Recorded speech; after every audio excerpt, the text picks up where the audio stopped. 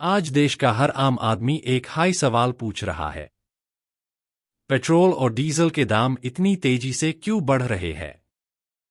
जब भी हम पेट्रोल पंप पर खड़े होते हैं, मीटर की बढ़ती हुई स्पीड देखकर अंदर से चिंता बढ़ जाती है। लगता है जैसे हर हफ्ते नया झटका मिल रहा हो। लेकिन क्या हमने कभी शांत दिमाग से समझा कि फ्यूल प्राइसिंग का पूरा सिस्टम कैसे काम करता है और कौन-कौन से फैक्टर इस पर असर डालते हैं? सबसे पहला फैक्टर है international crude oil market. Bharat अपनी जरूरत का बड़ा हिस्सा विदेश से इंपोर्ट करता है। जब ग्लोबल मार्केट में क्रूड ऑयल महंगा होता है, तो इसका सीधा असर हमारे देश पर पड़ता है। अगर ऑयल प्रोड्यूसिंग देशों में प्रोडक्शन कम हो जाए या कोई जियोपॉलिटिकल टेंशन हो, तो सप्लाई घट जाती है।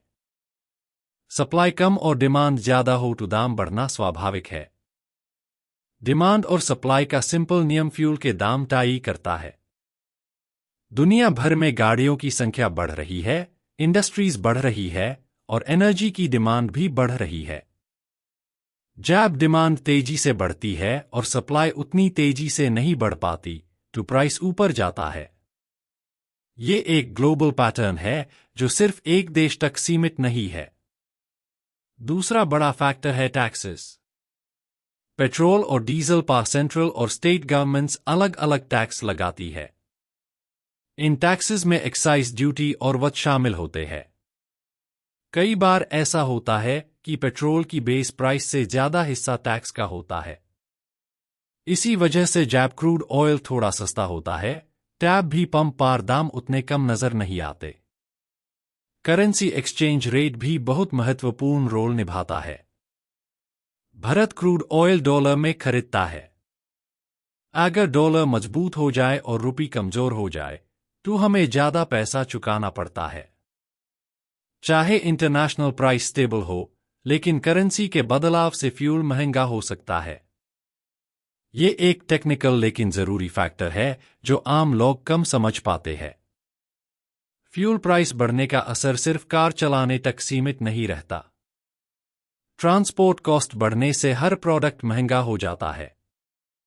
सब्जी, अनाज, दूध, कपड़े और ऑनलाइन डिलीवरी तक सब पर इसका प्रभाव पड़ता है। क्योंकि हर चीज एक जगह से दूसरी जगह फ्यूल के माध्यम से हाई पहुंचती है। इसलिए पेट्रोल का दाम बढ़ना मतलब हर घर का बजट हिल जाना। मध्यम वर्ग के लिए ये सबसे बड़ी चुनौती बन चुका है। सैलरी उतनी तेजी से नहीं बढ़ती जितनी महंगाई बढ़ रही है। हर महीने घर का बजट बनाना मुश्किल होता जा रहा है। ईएमआई, स्कूल फीस, बिजली का बिल और रेशन के साथ पेट्रोल का खर्चा अलग से बोझ डालता है। इसी वजह से फ्यूल प्राइस एक इमोशनल मुद्दा बन जाता है। किसानों पर भी इसका गहरा प्रभाव पड़ता है।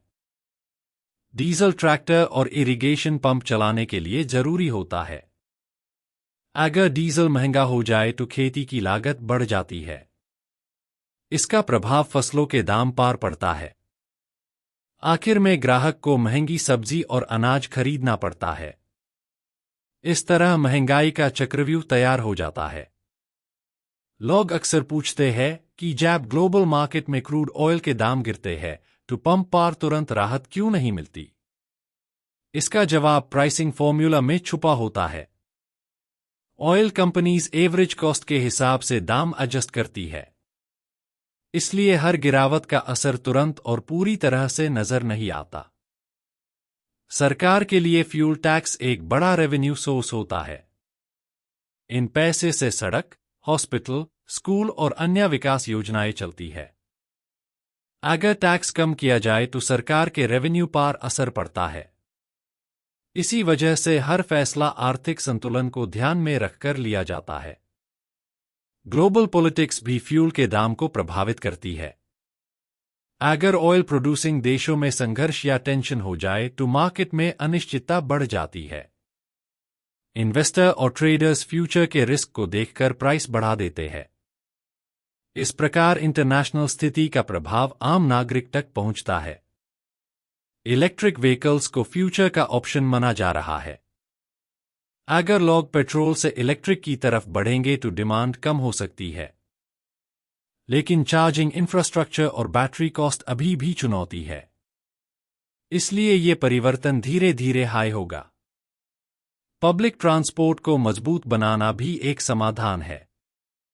अगर मेट्रो और बस सिस्टम एफिशिएंट हो जाए तो लोग प्राइवेट व्हीकल्स कम इस्तेमाल करेंगे। इससे फ्यूल की खपत कम होगी और प्रेशर कम पड़ सकता है। फ्यूल एफिशिएंट ड्राइविंग भी मदद कर सकती है। सही टायर प्रेशर, स्मूथ ड्राइविंग और अननेसेसरी आइडलिंग से फ्यूल बचाया जा सकता है। छोटे कदम मिलकर बड़ा परिवर्तन ला सकते हैं। कारपूलिंग एक और उपाय है। अगर एक हाई राउट पार जाने वे लोग मिलकर सफर करें तो फ्यूल की खपत कम होगी। ये सिर्फ पैसे बचाने का नहीं बल्कि एनवायरनमेंट बचाने का भी तरीका है। महंगाई का मानसिक प्रभाव भी होता है। जब रोज के खर्च बढ़ते हैं तो लोगों पर तनाव बढ़ता है। घर का माहौल प्रभावित होता है और चिंता बढ़ने लगती है। फ्यूल प्राइसिंग एक कॉम्प्लेक्स सिस्टम है जिसमें ग्लोबल, नेशनल और लोकल फैक्टर्स शामिल होते हैं। सिर्फ एक कारण को जिम्मेदार ठहराना ठीक नहीं होगा। हमें जागरूक रहना होगा और सही जानकारी हासिल करनी होगी। अफवाहों पर भरोसा करने से बेहतर है सिस्टम को समझना। आने वाले समय में क्या पेट्रोल के दाम स्थिर हो पाएंगे, ये कई फैक्टर्स पर निर्भर करेगा। लेकिन समझ और सजगता ही सबसे बड़ा बाल है। आपका क्या मानना है? क्या पेट्रोल और डीजल के दाम कम होने चाहिए या ये ग्लोबल परिस्थिति का प्रभाव है? अपनी राय जरूर बताएं, क्योंकि ये मुद्दा हर नागरिक के जीवन से जुड़ा हुआ है।